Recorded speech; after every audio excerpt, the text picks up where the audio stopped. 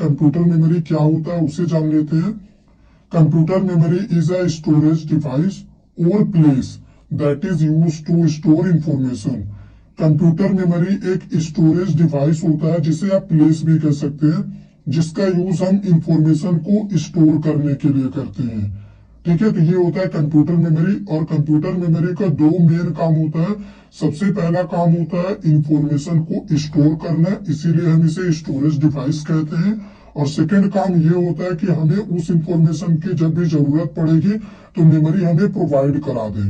इसीलिए इसे मेमोरी को कंप्यूटर का याददाश्त भी कहा जाता है, क्योंकि जिस तरह हमें कुछ याद रखनी होती है तो हम अपने ब्रेन का यूज करते हैं, इसी तरह कंप्यूटर को जो भी याद रखना होता है वो अपनी मेमोरी का यूज करता है। मेमोरी में रखा हुआ इंफॉर्मेशन कंप्यूटर को हमेशा याद रहता है और जरूरत पड़ने पे इस मेमोरी से हम इंफॉर्मेशन को ले भी सकते हैं।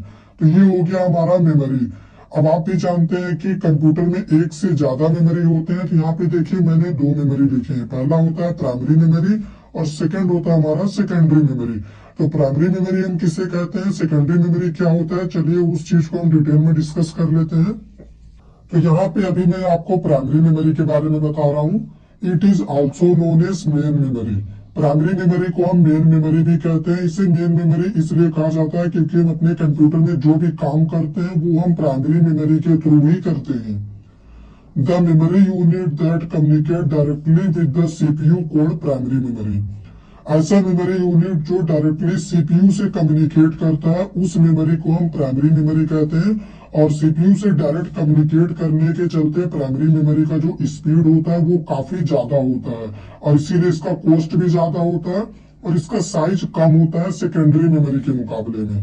तो ये हो गया प्राइमरी मेमोरी क्या होता है। तो अभी हम प्राइमरी मेमोरी का टाइप डिस्कस कर देते हैं। तो यहाँ पे देखिए दो टाइप का होता है। पहला होता है रैम, जिसका मतलब होता है रैंडम एक्सेस मेमोरी, और सेकंड होता है हमारा ROM, read only memory. RAM के फर्स्ट पॉइंट में मैंने लिखा है RAM stand for random access memory. RAM का पूरा नाम होता है रैंडम एक्सेस मेमोरी। रोम का हमारा फर्स्ट पॉइंट है ROM stand for read only memory. ROM का पूरा नाम होता है read only memory. Second point है हमारा रैम में RAM data is volatile. RAM का डेटा वोलाटाइल होता है। यहाँ पे वोलाटाइल का मतलब ये है कि आप रैम में कुछ काम कर रहे हो सिस्टम में, अचानक आपका सिस्टम बंद हो गया, पावर ऑफ हो गया, कुछ भी हो गया, तो उस समय आपका डेटा इरेज हो जाएगा। आप डेटा को वापस नहीं ला सकते, उसी को हम वोलाटाइल कहते हैं।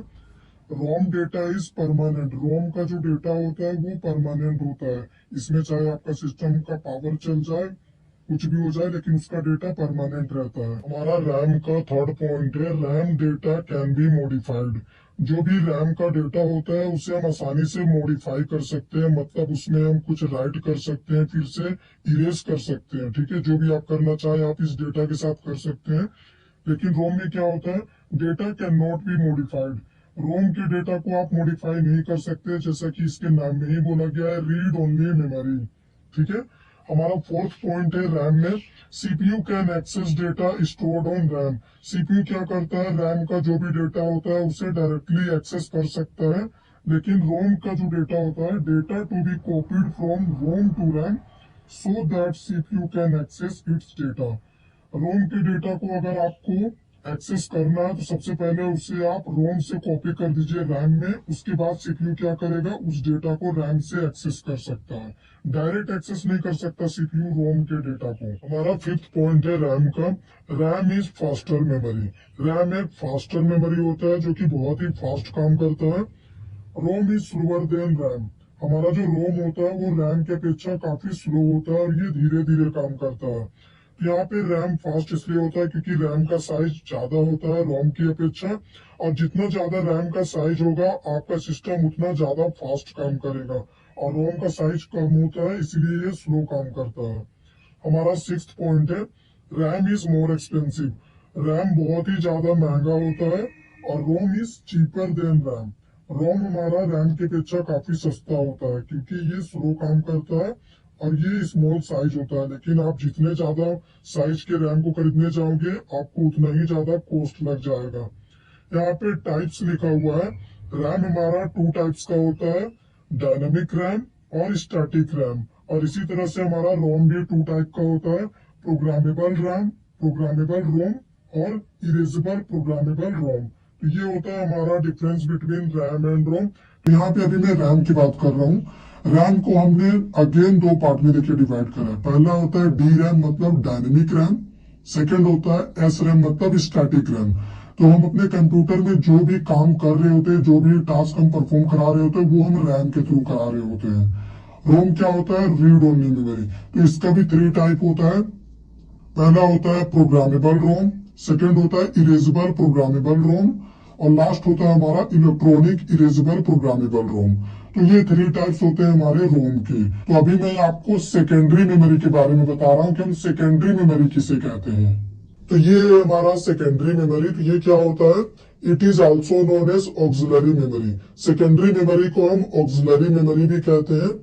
The memory unit which is provide backup storage called secondary memory.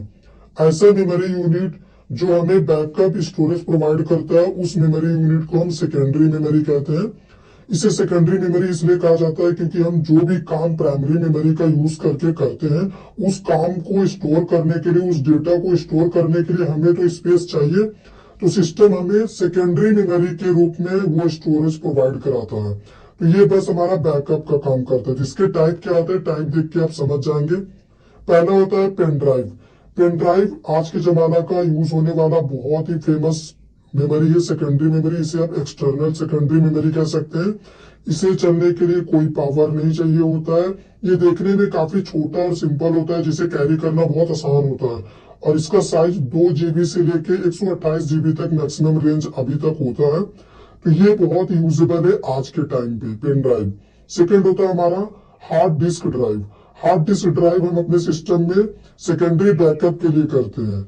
अगर आप कुछ काम किए हैं, कुछ डेटा सेव करना चाहते हैं, तब हम इसका यूज करते हैं। और इसका साइज हमेशा 1 TB होता है। तो इसमें आप बहुत इंफॉर्मेशन स्टोर कर सकते हैं। सेकेंडरी मेमोरी का साइज बहुत ज्यादा होता है प्राइमरी के मुकाबले में। फिर होता है हमारा फ्लॉपी डिस्क ड्राइव, जिसे हम FDD कहते हैं। इसी तरह और बहुत सारे होते हैं, जैसे CD, DVD। तो ये हो गया हमारा सेकेंडरी मेमोरी। तो यहाँ पे मैंने मेमोरी यूनिट का पूरा चार्ट बना के रखा है, आप देख सकते हैं। तो उसे मैं समराइज कर देता हूँ कि हमने क्या क्या डिस्कस करा। प्राइमरी मेमोरी, सेकेंडरी मेमोरी, दो टाइप होता है मेमोरी का। प्राइमरी मेमोरी को अगेन 2 टाइप में डिवाइड किया गया है। पहला होता है रैम, सेकेंड होता है हमारा रोम। रैम में भी 2 टाइप होते हैं और रोम में भी आप देख सकते हैं 3 टाइप्स होते हैं। सेकेंडरी में देखिए pen drive, hard disk, FDD, ये 3 मेमोरी जो कि सेकेंडरी मेमोरी का मेन पार्ट होते हैं। इसके अलावा भी CD, DVD होते हैं। तो ये हो गया हमारा कंप्लीट इंफॉर्मेशन मेमोरी का बारे में। आई होप कि आपका जो भी डाउट था मेमोरी को लेके वो क्लियर हो गया होगा।